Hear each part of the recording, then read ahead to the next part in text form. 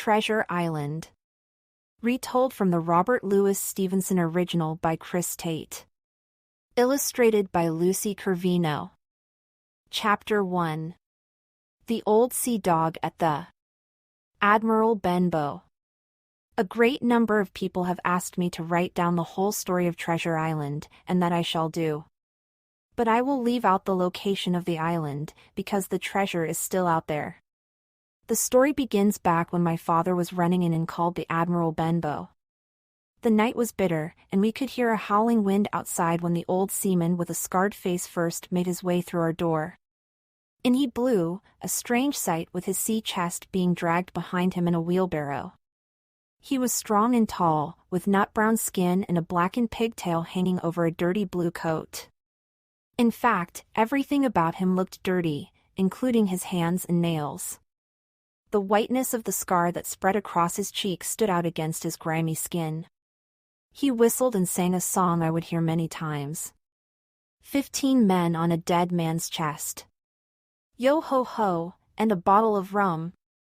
After the man rapped his heavy stick on the floor, my father appeared. Our guests seemed not to notice him at first, so busy was he at looking around our inn. A handy cove, he said, and convenient too. Been busy lately, have you? No, my father answered, and that was the truth. Business had been slow. Well, then, he said, this fine place will do for me. Hey you there, he said to the man who pushed the barrow, I'll want some help getting my chest upstairs. I'll stay down here a bit. He went on in a gruff tone. I'm a plain man, bacon and eggs is what I want and that view up there to watch for ships. You'll call me captain. He noticed my father's doubting look and threw down some gold coins, which he'd taken out of a small leather pouch. You let me know, he said fiercely, when I've worked through that. There's more where that came from. Though he looked shabby and his manners were coarse, he seemed used to being obeyed. The man who carried his things told us that he had just come into port that morning and that he had asked for a quiet inn along the coast. That was all we could learn about our mysterious guest. He was a silent man who spent his days upon the cliffs looking through a shiny brass telescope out across the horizon. At night he would sit by the fire in our parlor. He would often not speak when spoken to and just as suddenly would blow his nose like a foghorn. Our guests kept their distance from him, as did I and my father. After his evening stroll, he would ask whether any sailors had come along the road. At first we thought he was lonely, but soon we realized that he was hiding from someone. When a seaman did come by, he would watch through the curtains and be silent as a mouse. He started to take me into his confidence. One day, he promised me a silver 4 penny a month if I would watch, with my weather eye, for a one-legged sailor, and let him know if he appeared. He would sometimes scowl when I asked for payment, but would soon give in, knowing it was more important that I keep a lookout for him than to hold back my pay. Keep a sharp lookout, he repeated, for the one-legged man. This one-legged mystery man haunted my dreams, and on stormy nights, I would see him take shape in a nightmare. With his leg off at the knee, then at the hip, then as a monster with a leg in the middle of his body. He ran through my dreams, chasing me over fences and across fields. I was paying dearly for my helping him. And though I feared this man, I was less afraid of the captain than most. They cowered as he sang his wicked, wild sea songs. On stormy nights, he would tell terrible stories and urge us all to sing his chorus of yo ho ho, and a bottle of rum, the guests joining in for fear of their lives. He glared and slapped his hand on the table, flying into rages whenever the mood was upon him. None dared leave the table until he had finished his singing and storytelling and had reeled off to sleep. And they were truly scary stories. Dreadful tales of hanging, plank walking, and storms at sea. He delighted in telling us that he had lived among the wickedest men who ever called themselves sailors, and his rough language shocked us as much as the crimes he spoke of. My father thought the inn would be ruined. People would stay away, he said. But I think the captain's presence brought newcomers to our inn. They were afraid at first, but they soon allowed some excitement to enter into their quiet lives. There was even a party in his honor where the young men called him Sea Dog and Old Salt, and claimed he was the sort of fellow who made other nations show respect for us at sea. But he stayed on long after his money had been spent, and that started to bother us. My father just never had enough courage to insist on more. If he mentioned it, the captain roared at him and stared my father down until he left the room. I'm sure that was one reason my father became so ill. The captain never changed his clothes, and when his hat frayed, he threw it into the sea. He repaired his own coat, and by the end of his stay, it was nothing but patches. He had no visitors, neither wrote nor received any letters, and spoke to neighbors only when he was bored. None of us ever saw the great sea chest when it was open. He was only challenged once, when Dr. Livesey came to check on my poor father. During a break, the doctor was having his dinner and speaking to another guest in the parlor while he waited for his horse.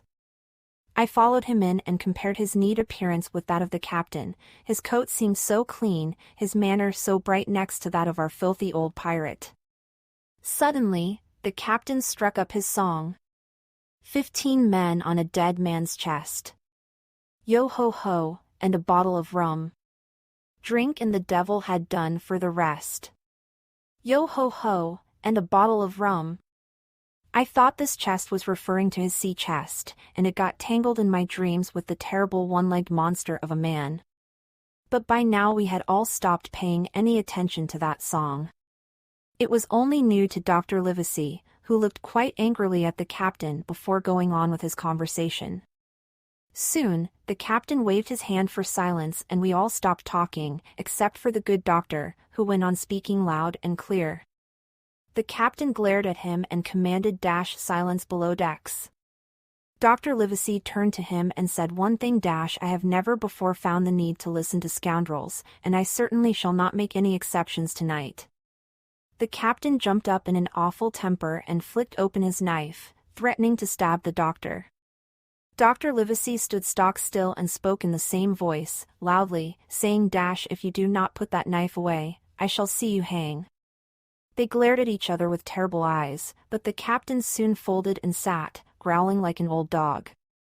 But the doctor was not finished. Now that I know your kind is in my district, know also that I'll have my eye on you. I'm not only a doctor. I'm also a judge. Let me hear one word of complaint against you, and I'll have you hunted down and driven out of town. Let that be warning enough to you. The doctor's horse soon came and he rode away. But the captain held his peace that evening and for many more to come. Chapter 2. Black Dog. Not long after, something mysterious occurred that rid us of the captain, though not of his affairs. That winter was severe, and it was clear my father would not live to see the spring. He grew worse every day, and the inn was left to my mother and me to look after. Our hands were too full to worry about our unpleasant guest. One cold January morning, with a layer of frost on the cove and the sun still low, the captain rose earlier than usual. With glass in hand and hat tilted back, he trudged down the beach, his rusty sword swinging under his old blue coat. He strode along, snorting, as if still insulted by Dr. Livesey. Mother was upstairs with father and I was setting the table when the door opened and a pale, waxy man with 2 missing fingers appeared. I had been keeping an eye out for a man with one leg, and here was one who, though he didn't seem like a sailor, had something of the sea about him. I asked what he wanted. He sat down and motioned for me to come near. "Is this your table for my pal, Bill?" he asked, leering. I told him I knew no Bill, but that the table was for a man we called the captain. "Well," he said, "old Bill would want to be called captain. Has a deepish cut on his right cheek and a funny way about him. Now, is my boy Bill in this here house today?" I told him he was out walking, and he demanded to know where. When I told him, he stood up and made a mock salute. I didn't know what to do. This fellow had a strange manner, and he waited behind the door like a cat for a mouse. Soon enough, we saw the captain approach. Now, he said, let's give Bill a little surprise. Saying this, he hid us both behind the door. I could tell he, too, was scared. His heavy breathing gave him away. He loosened his sword and stood ready. When the captain marched through, heading for his breakfast, the stranger called out, trying to sound brave. Bill! The captain turned as if he had seen a ghost. Black dog, he gasped. Who else? Asked the thin man. Ah, he said. We've seen many good years since I lost these two claws. And with that he held up his terrible hand. Well, said the captain bluntly, you found me now, what is it you want? The thin man then sent me away. I listened as well as I could to get the sense of their rude talk. Suddenly they started yelling. The chair and table went over and the captain with his drawn sword was chasing Black Dog, who started bleeding from his shoulder. The captain swung again and put a notch in the sign over our door that is there to this day. Despite his wound, Black Dog ran into the distance as if his life depended on it. The captain stood staring after him in a bewildered state. He ran his hands over his eyes, and then suddenly he fainted. The captain was laid out on the floor when my mother came running down the stairs. She called for me and we both managed to raise his head. He looked pale as death. We could see his wound but could do nothing to help him until Dr. Livesey arrived and examined him. He's had a stroke, he said matter-of-factly. The doctor sent me for water and then ripped up the captain's sleeve, which revealed many tattoos. There was one of a man hanging from a noose, beneath which read the name Billy Bones. Well, said the doctor, we must now try to save this Billy Bones' life. And with that, he opened the captain's vein. Blood started pouring out, and then the captain awoke, crying, "Where is Black Dog?" "There is no Black Dog here. You've had a stroke and I've saved your life, and that against my will." So saying, the doctor and I with much trouble helped the captain into his bed. He had drawn enough blood for the captain to lie at rest for a week. One more stroke like that, the doctor warned, and he would be finished for good. Chapter 3. The Black Spot. When next I saw the captain, he was pulling himself up from his bed and begging me to come closer. I did so, and then he barked out, "I can't lie here for a week. I've been seeing visions of old Flint himself. Now, tell me," he said, "have you seen that sailor?" I asked him if he meant Black Dog. "No, not Black Dog, there's worse than him. They may hand me the death note we call a black spot, and thereafter my sea chest. Now ride to get the doctor and tell him to call all hands to me here. I was Flint's first mate and I'm the only one knows where the treasure's at. He told me where it was hid before he died. Keep your eye open for the man with one leg and Black Dog and I'll share it all with you, upon my honor." With that, he collapsed, but I did not ride to seek the doctor's help because that very night my kind father passed away. His death was so sudden, I could hardly spare a moment to think of the captain. He would upset us all with his bad behavior on the very night before the funeral. As we mourned, he sang old sea songs, scowling and growling like an old blind dog. And then, the day after the funeral, I was sitting out by the back door just thinking of my father, when a strange blind man drew near, hunched over a knobbly old stick. He called out, asking where he was, and I answered the Admiral Benbow.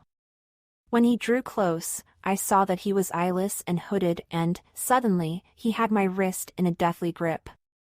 "Now, boy," he said, "take me to the captain or I will break your arm. Take me to him, and when we are near, say here is a friend for you, Bill." He then twisted my arm hard and marched me into the inn, where I yelled out as he had commanded. The captain sat up, suddenly fully awake, looking terrified and mortally sick. He tried to rise but was too weak. "Now, Bill, sit where you are," said the blind man. "I can't see, but I can feel a finger stirring. Business is business. Now, hold out your left hand. Boy, take his left hand by the wrist and bring it near to my right. I did as he told me, and he dropped something from his hand into the captain's.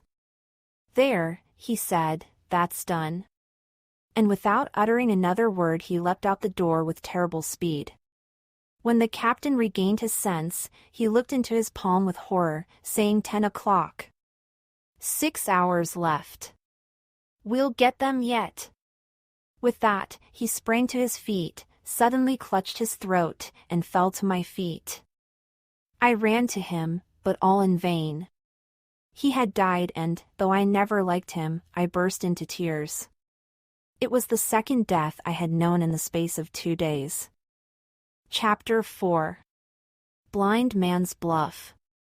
The sea chest is opened. I told my mother all that I knew, and both of us realized that the captain's terrible shipmates would soon be coming for his chest and that we would never get the money we were owed. We heard footsteps in the dark and were haunted by visions in the mist. We made up our minds to go to the nearest town to seek help, and were soon running scared. We ran on through the night and were happy to see the lights of the town burning brightly. But it was all for nothing. When we told the townspeople what had happened and mentioned the name Captain Flint, they all hid, afraid to help us. They would seek out the doctor's aid, but they would not help us defend our inn. My mother cursed the men and told them we would risk returning alone. All they would do was to give me a loaded pistol and to promise to have horses for us when we returned in case we needed them. We headed back home in the dark moonless night through drifting fog. We somehow found our way back to the Admiral Benbow, where we bolted the door behind us, having only the captain's dead body for company. I reached down to his hand and found the crumpled paper he had so feared getting, the one with the words on it that read, "You have till 10. Suddenly, our clock began chiming and we heard that it was only 6 and were cheered. We still had 4 hours before anything could happen. I felt through his pockets for the key but found only a pocket knife and compass. My mother suggested that it might be around his neck, so I tore open his shirt and there, sure enough, hanging on a string, was the key. We hurried to his room and spotted the old, battered chest. My mother quickly turned the key in the lock and had it open. Inside were carefully cleaned unworn clothing, pistols, silver, and trinkets from faraway lands.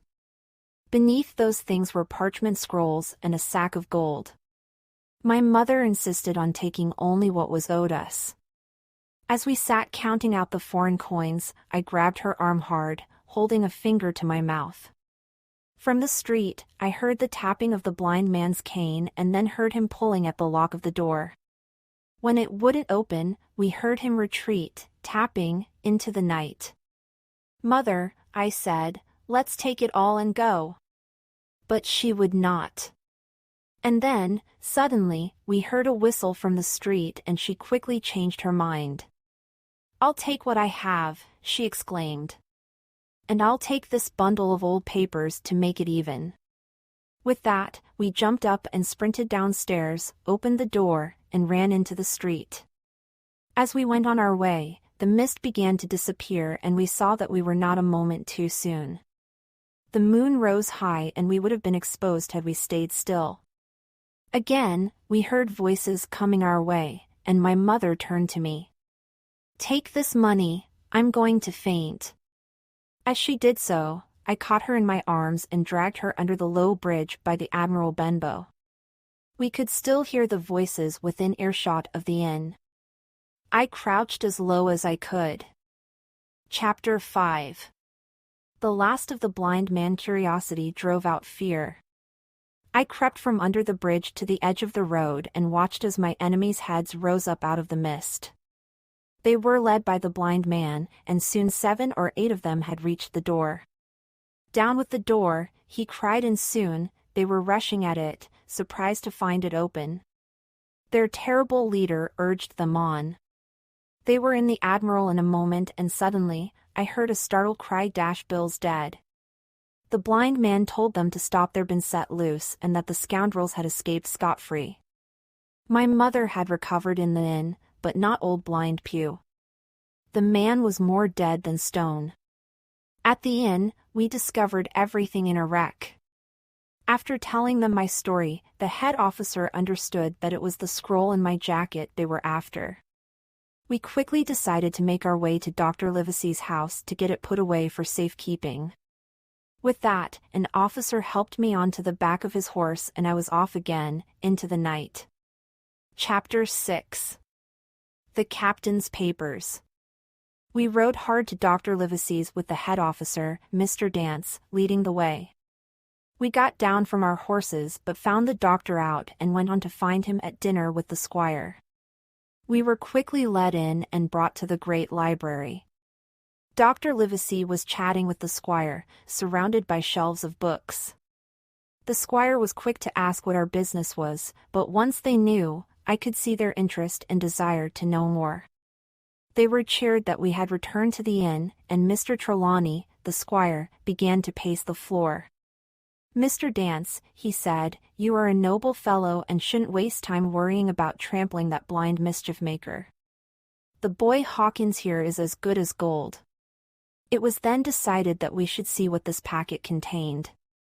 2 of the men had a servant fetch me something hot to eat, which I devoured.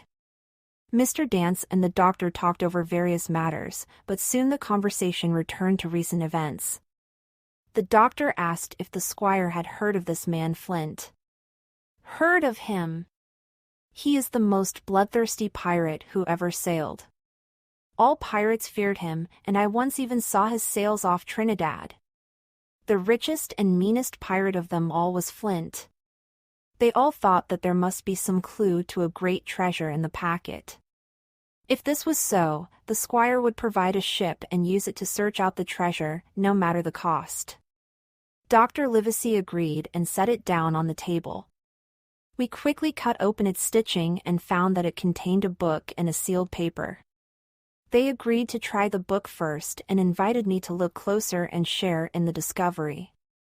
Dr. Livesey and I were puzzled by its strange markings and figures in columns, but the squire knew what we held in our hands.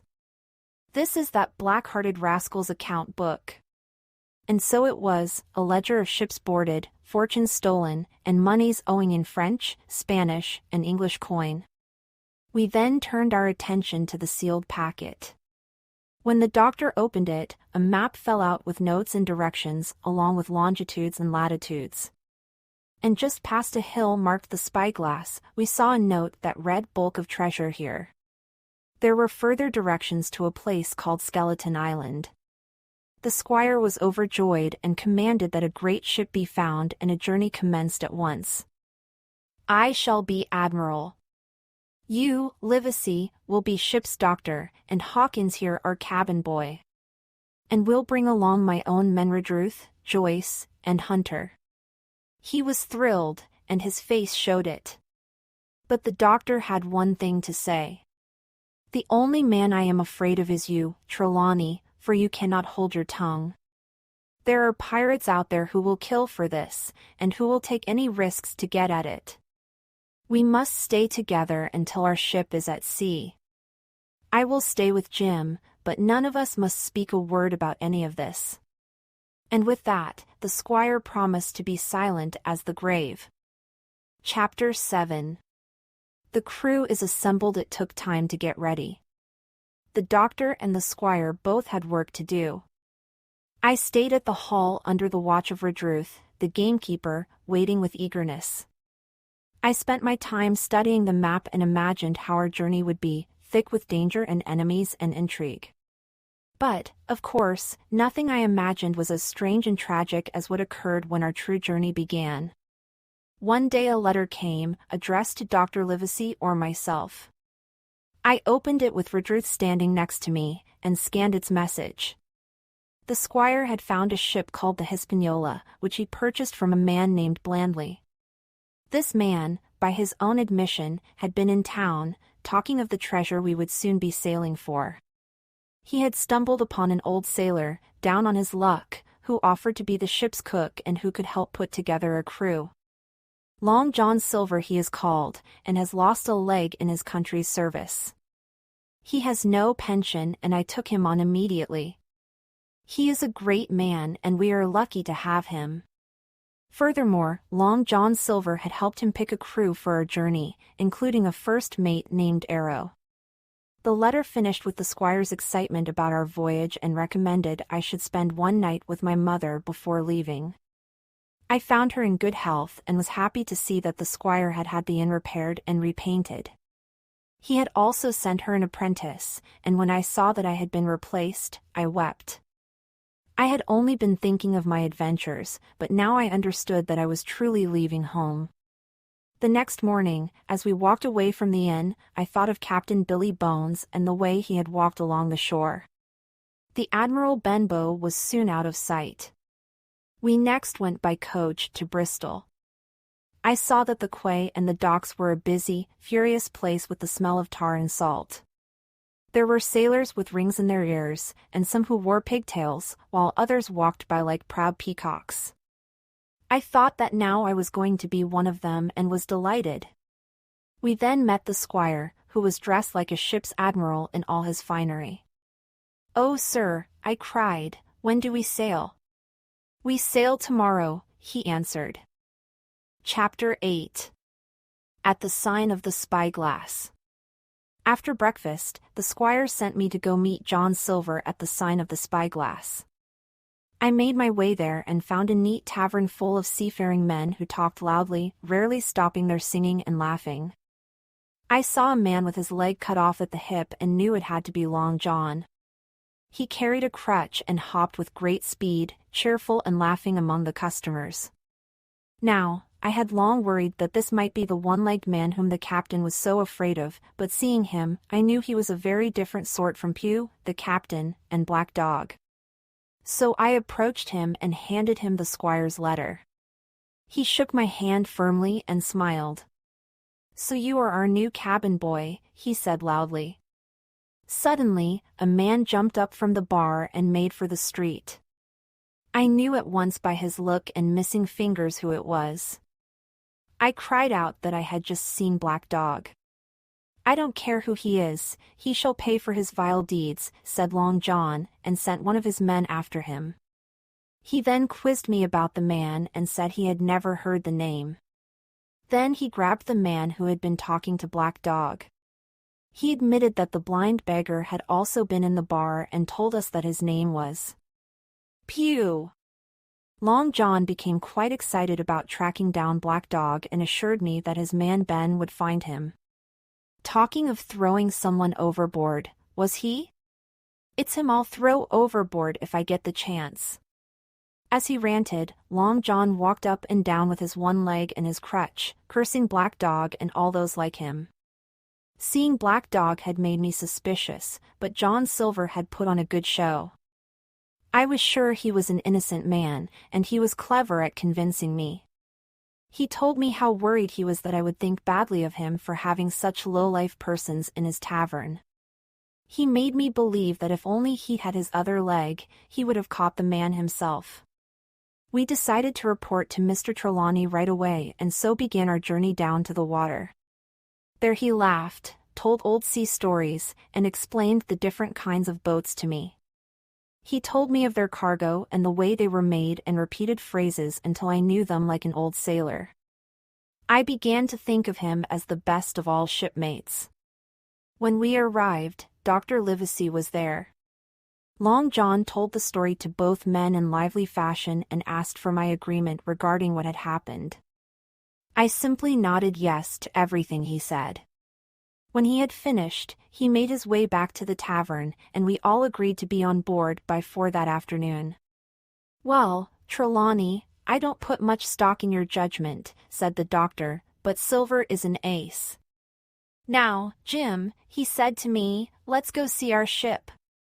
Chapter 9. The Captain Has Doubts. We swiftly made our way to the harbor, where the Hispaniola lay beside the other great ships. Then we met the mate, Mr. Arrow, whose earrings and squinty eye made us look twice.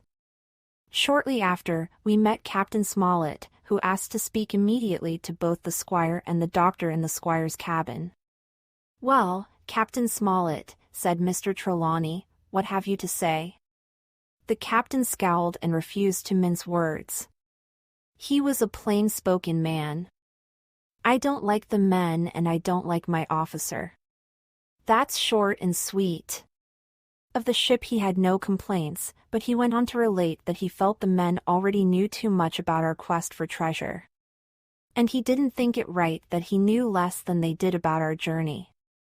I don't like treasure voyages, and I certainly don't like secret journeys of which even the cook's parrot has been informed. He's blabbed of the treasure already. I think it's a dangerous voyage we are about to take. He complained of many other things, and asked if we were determined to go on with our treasure journey. Like iron, answered the squire. Well then, replied the captain, I suggest we separate the powder from the arms. I also suggest that all of your own men sleep in the same area beside the cabin. Finally, I suggest there be no more mention of this treasure. The crew already knows the exact location of the island. To this, the squire protested that he had told no one, and we believed him. But somehow the crew had gotten wind of our journey and our goal, and that was a dangerous bit of news. I don't know, added the captain, who has the map, but I demand that it be kept even from Mr. Arrow or I shall resign. It was clear that the captain feared a mutiny, and only the doctor's assuring words were able to return him to a calm state. As for Mr. Trelawney, he took offense and scowled at the captain. I have heard you and will do as you ask, but I do not think better of you for it. This the captain shrugged off, and we were soon out on deck examining our fine ship. I was shown my hammock, and the arrangements of powder and weapons and our sleeping berths were soon changed. Long John Silver and 2 other men arrived on board shortly after and tried to protest our changes, but the captain sent them sharply below decks. That's a good man, Captain, said the doctor. But it was clear the captain was reserving judgment on his entire crew. He even sent me with a sharp word below decks to help Long John, saying he would have no favorites on the ship.